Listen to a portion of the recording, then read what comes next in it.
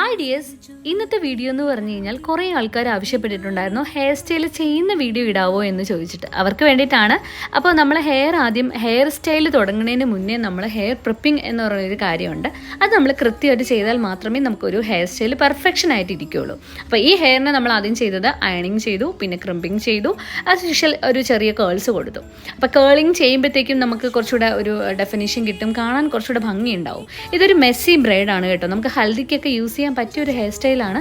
അത് നമ്മൾ അങ്ങനെ ട്വിസ്റ്റ് ചെയ്ത് ഈവൻ സ്ലൈഡ് എടുത്ത് കുത്തുക, അല്ലെങ്കിൽ യൂപ്പിന് കുത്തുക, അങ്ങനെ ആ കേൾസിനെല്ലാം ട്വിസ്റ്റ് ചെയ്ത് നമ്മളിങ്ങനെ ഒരു ബ്രൈഡ് പോലെ ആക്കിയിട്ടുള്ളതാണ്.